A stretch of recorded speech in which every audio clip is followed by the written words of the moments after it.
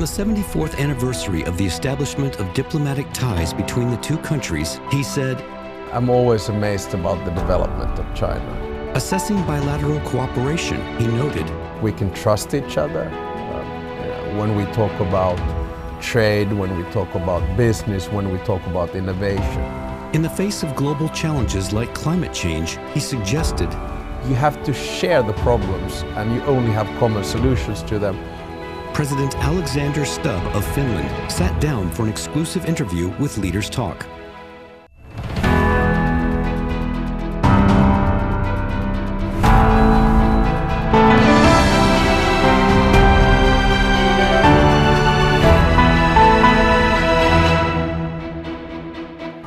Hello and welcome to Leaders Talk, where we meet leaders, thinkers, and trailblazers. I'm So Yun.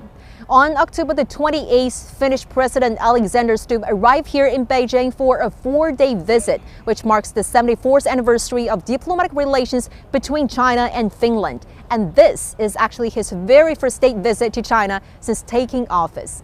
So what are his hopes for the next stage of bilateral cooperation? How does he view a future-oriented, new type cooperative partnership between the two nations? And how does he see multilateral collaboration evolving to address global challenges in the transformative times? Let's find all these answers in our conversation with President Stubb.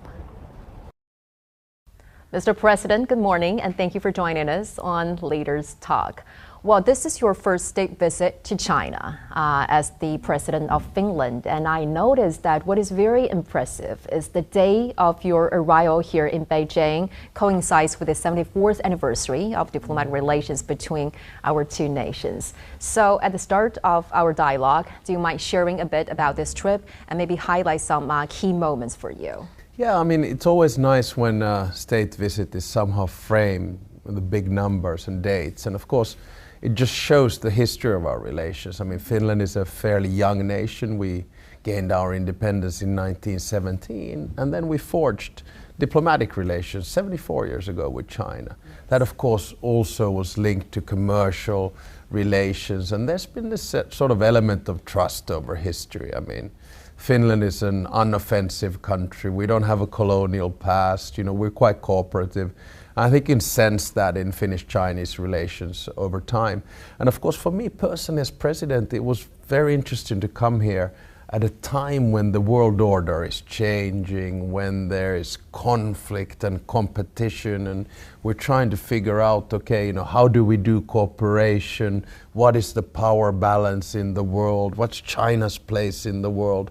And of course, for me, you know, because we have a 1,340-kilometer border with Russia, Russia was a big part of the security discussion as well. So in many ways, I think it's been a very successful visit. What would be some of the outcomes that you would describe as some of the major outcomes for your visit? For me personally, it's a more deep and profound understanding for what China stands for and China's role in the world. So I come home from this visit, I would argue, with a better understanding of what's going on in China and the world. What's going on in China that is a little bit different than what you have expected? One thing that surprised you the most? I still am always amazed about the development of China, because of course I've been to China, Shanghai, Chengdu and other places. Always there's that next level when I come back. Terveisiä luotijunasta Pekingistä Shanghai. On October 30, Alexander Stubb took a high-speed train from Beijing to Shanghai and posted a video of himself on China's high-speed rail on social media. After Norwegian Prime Minister Jonas Gahr Støre, Stubb is the second leader of a Nordic country to take China's high-speed rail this year. Visiting the Forbidden City with his wife, exchanging ideas and discussing educational cooperation with academics and students at Tsinghua University, during his stay in China, Stubb has been documenting and posting his trip to China on social media. You met with President Xi yesterday with in-depth exchanges on some of the key issues concerning bilateral relations and global issues as well. So what were some of your major takeaways from those meetings? Yeah, we spent the better part of 3 hours together, and we had met twice before when I was foreign minister and the president was vice president. So, we knew each other, and I think we have good dynamics in the conversation. We can talk very openly about things.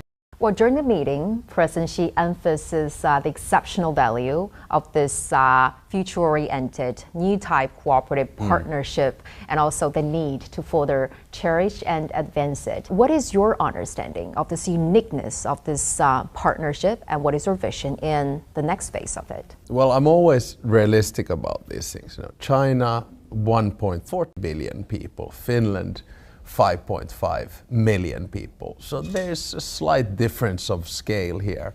And of course, for a country like Finland, it's important to have good relations with big players, major powers like China. The uniqueness comes from the fact that I think we can trust each other. When we talk about trade, when we talk about business, when we talk about innovation. So that's why I had 25 companies here with me from Finland. We have 250 companies that are established here in China, including, for instance, Kone. A lot of Chinese people go up and down with the people flow in elevators and escalators, made in Finland or made in China and serviced in China. So there are a lot of good ties on that front. So it's always good when you come to a country which has such an important role in world politics to learn and live, and that's where the uniqueness comes from. There are no sort of taboos in our relationship, which is good. Mm-hmm. You previously said that Finland regards China as a land of opportunity or development opportunities, and just now, as you mentioned, that you brought a big business delegation with you this time around. And I noticed that tomorrow you'll be attending a business forum. So in which areas do you see the greatest potential for future cooperation? We're talking a lot about tech, we talk about green technology, we talk about green transition, there's some sort of basic industrial policies, so a lot of those things. But I'd also like to stress that we did forge a really good partnership between the 24 universities of applied sciences in Finland and Tsinghua University here in Beijing. I very strongly believe in exchange and understanding. So for instance, on the student side, we have 3,000 to 4,000 Chinese students in Finland, but we only have 200 to 300 Finnish students in China. So, I'm going to go home and give some recommendations and suggestions. Say, hey, why don't you go and do an exchange in China? Because you learn something. You live in a different culture, the different perspective on life, and you probably come out of that experience much richer. Well, speaking of cultural and people-to-people exchanges, actually this time a major move is that China offers a visa-free entry to Finland. How do you understand its significance? I think it's great. We really, really appreciate that. And it came as a little bit of a surprise. I mean, I'd heard that some very pleasant surprise. So I had heard that some European states had the same treatment. So when the president told me, I was, said xie. I was very appreciative. Then I talked to some of our businesses in the evening when we had a reception afterwards, and they were super excited because they said that for them, just to travel to China was always complicated. Well, China now is advancing its modernization through new quality productive forces. Is a concept proposed by President Xi, which underlines innovative and more eco-friendly growth drivers. So given that kind of development model and also Finland's expertise in innovation and technology, how do you think both countries can achieve more mutually beneficial cooperation on that front? Well, again, it does come from innovation, so you need to have the financial instruments to innovate, and then from that emerges innovation. Of course, climate environment is a key example of where this needs to be done, because we know that we are overstretching the capacity of the planet to sustain, for instance, CO2 emissions. So we need to have innovative ways of moving, of consuming energy, of consuming electricity. In Finland, we're very good on electricity. I think it's over 90, even 95%, which is basically clean, so no CO2. There's nuclear, there's hydro, there are different diverse ways of producing electricity. Whereas on the heating side, I think all of us still have to work. So I think we're all in this boat together, and I'm sure that Finnish-Chinese cooperation in this field will be fruitful. That's why I had my Minister of Environment and Climate here in China as well. Finland is located in northern Europe, bordered by Sweden, Norway, and Russia, connected to the Gulf of Finland in the south and the Gulf of Bothnia in the west. The country is known as the Land of 1,000 Lakes. With 1/3 of its territory in the Arctic Circle, Finland is famous for its stunning aurora borealis. China and Finland have developed deep ties and a traditional friendship. Finland was one of the first Western countries to establish diplomatic ties with the People's Republic of China and the first Western country to sign an intergovernmental trade agreement with China. China has been Finland's largest trading partner in Asia for many years in a row, and Finland is China's third largest trading partner in the Nordic region. As we said, that this year marks the 74th anniversary. Next year will be the big year, which is the 75th anniversary, which is a milestone event. How do you look forward to bring this bilateral relation to an even higher level? Well, I of course hope that we'll have a lot of visitors from China coming to Finland, and then vice versa. That's always a good sort of start, because I feel that when there's so-called high-level visits, ministers or otherwise, then always something happens. So here, for instance, we had a little bit over 10 memorandums of understanding, state to state, so China-Finland, and then we had a little bit less than 20 business-to-business type of agreement. What about the travelers from China who are interested to visit Finland in the future, to take a look? I've been there once and was really breathtaking views there. No, Finland is a lot about nature, and it's a very clean country. There are basically 3 destinations of tourism that I would look at. One is the Lake District. We have over 100,000 lakes. One is the archipelago. We have over 100,000 islands. And then one is Lapland. So that's the nature side. Then, of course, cities, which our cities are quite compact and easy to deal with. So it should be a fairly easy place to travel. Mr. President, as we said, this is the 3rd time you had meeting with President Xi, and the last time being about 14 years ago. Yeah. So how do you view President Xi as a leader, and how do you understand his political philosophy? We do have good conversational chemistry. What I draw back from my meetings with the president in 2009 and 2010 when he was vice president was this sort of thirst for knowledge about international relations and a capacity to have an open conversation about it. Of course, in 14, 15 years, the world has changed. We had the financial crisis in Europe. China has emerged from an emerging power to a major power. We had the asylum crisis in Europe.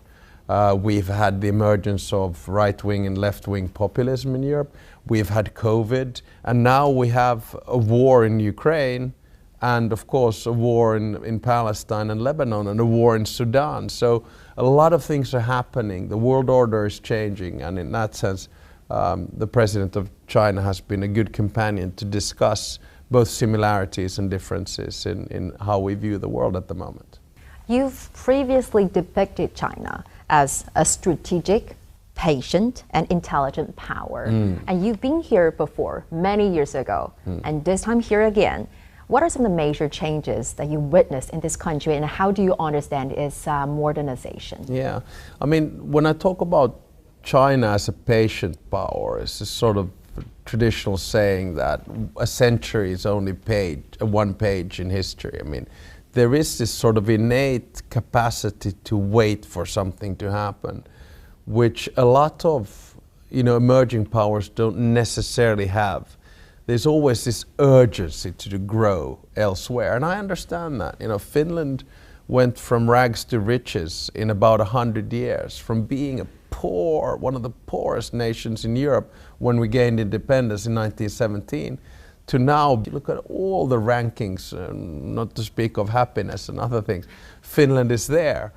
So I guess we were patient with the way in which we grew, but there are a lot of emerging economies that are not patient. And I also think that you're very strategic in the sense that, I look at your big plans, so Global Development Initiative and Global Security Initiative, Belt and Road Initiative. They're all very planned and strategic. Because you previously mentioned that today's world is characterized by unrest, disorder, and significant change with uncertain outcomes. And given the major initiatives proposed by President Xi that you just mentioned, How do you understand the significance of those initiatives in promoting common development? What we had during the Cold War was a bipolar world, Soviet Union and the United States. What we had post-Cold War was a unipolar world led by the United States. Now we have a multipolar world. I don't have a problem with the multipolar world, but I think it is quite clear that if it's not backed up by a multilateral world, it leads to chaos, disorder, and conflict. So we need common international rules in common international institutions. And my big argument is that we need to give more agency and power, especially to the global south, if we want to solve the big problems of this world: climate change, demography or immigration, technology, pandemics, or sustainable development. You can't do these alone. You have to share the problems, and you only have common solutions to them. And this means that we need to maintain the current rules, which I think are good, but we need to change the current power structure, which means more power to the global south. What do you think we should do in order to deal with the challenges that are faced with increasing anti-globalization sentiment, as well as, let's say, protectionism?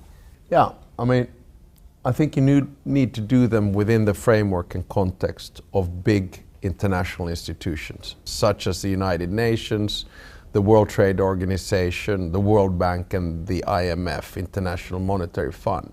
You also said in your speech at the UN that many countries are rejecting multilateral cooperation at precisely the time when we need it more than ever.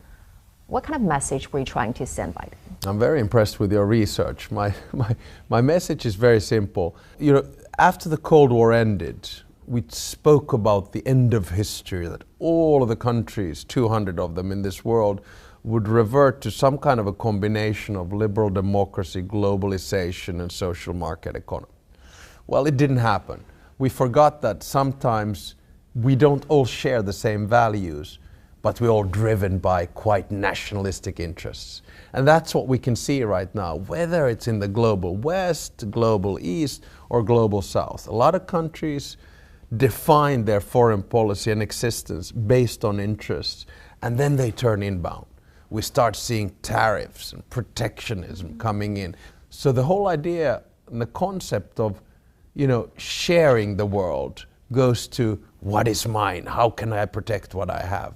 And we need to get out of this mindset. And this means, of course, compromise for everyone, not only the West, where, you know, we make a lot of mistakes, not only the East, and not only the South. Everyone needs to find compromises, to find common solutions to common problems.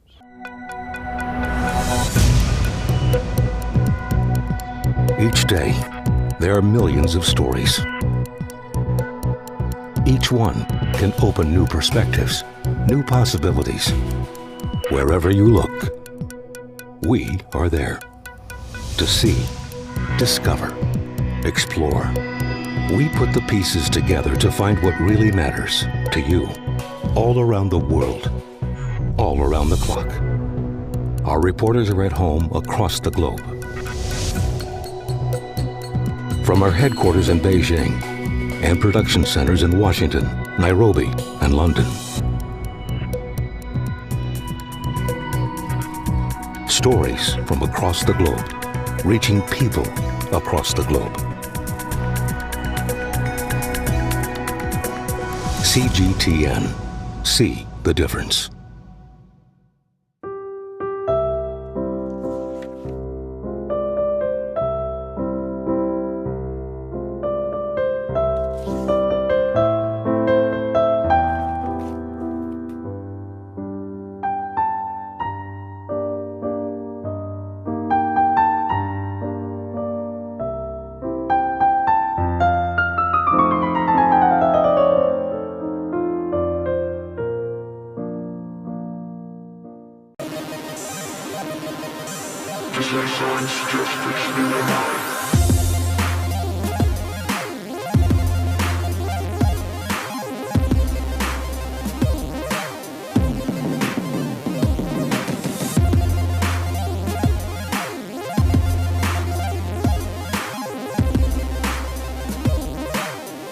In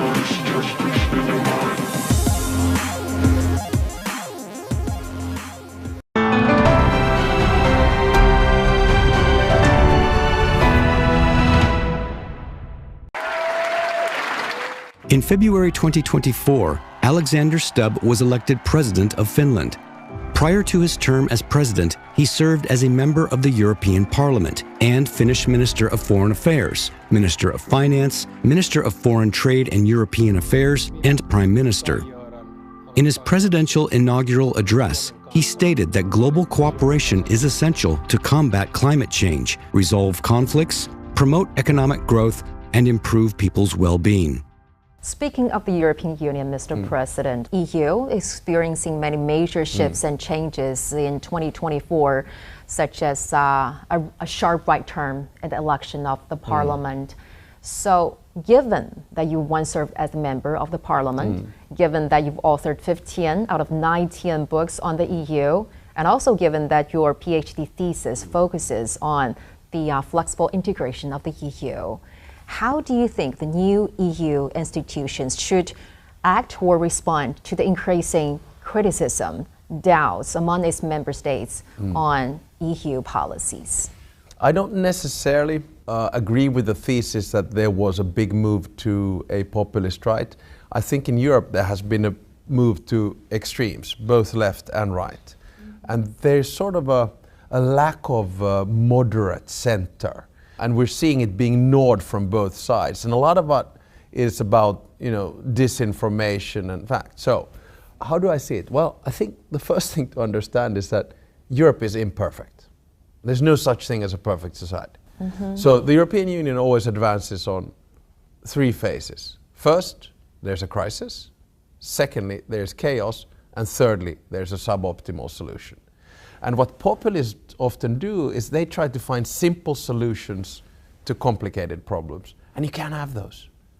And of course now, in a world where information is so plenty, it's quite difficult for us human beings to decipher between what's wrong and right.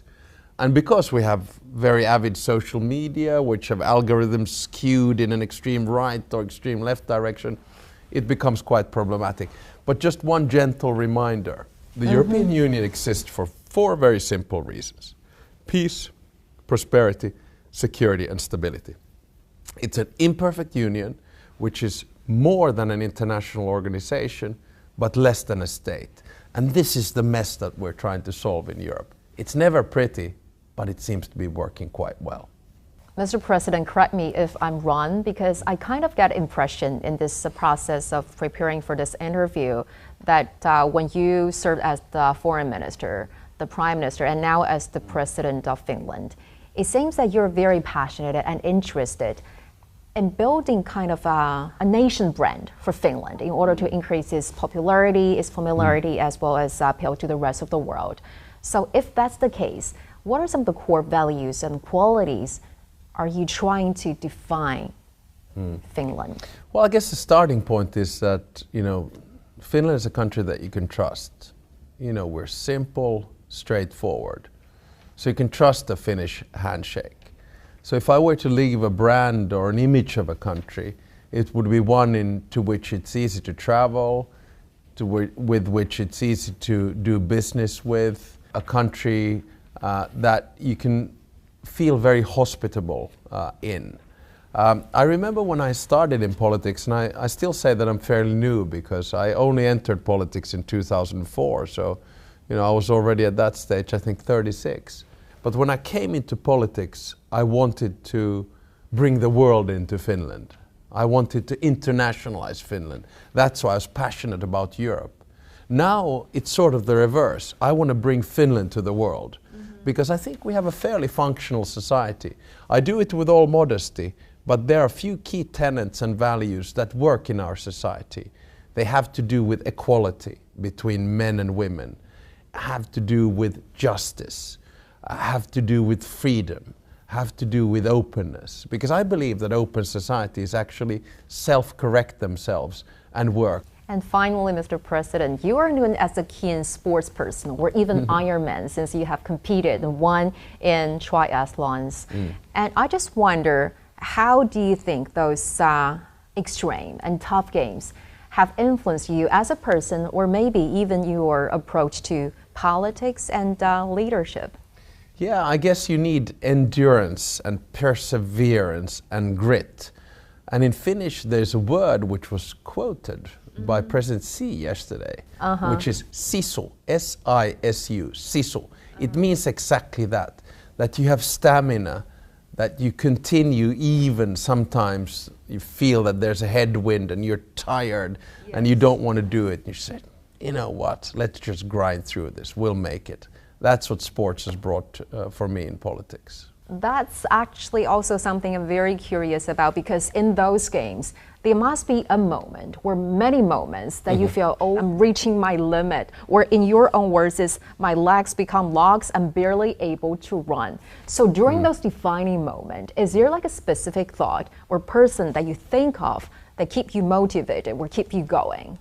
I'm probably in some kind of a zone. And usually in big competitions, I just grind it through. I mean, there is this moment at any given time where you think that, oh, I'm not going to be able to do it. But then I think about... That's actually when you were at the triathlon. That's an old one, but the other one is... No, those are old pictures. That's a bit more modern, yeah. Okay. Yeah. So, but yeah, I mean, I think about crossing the finishing line. And I have to admit that usually it's gone quite well. And at the end of the day, it's the beer that you have after the race with your friends which motivates me. What do you think are the biggest gains that you get from sports all those years? I'm a big believer in the connection between body and mind. You need to train the body as we age and cells die. And there are things that you can do, which means you exercise, you sleep, and you eat well. And then you need to train the mind. And if the two are in some kind of a harmony, I think that gives you a meaningful and hopefully a happy life. Thank you so much, Mr. President, for sharing with us your insights and for giving us this opportunity to talk to you. Greatly appreciate it. Thank you.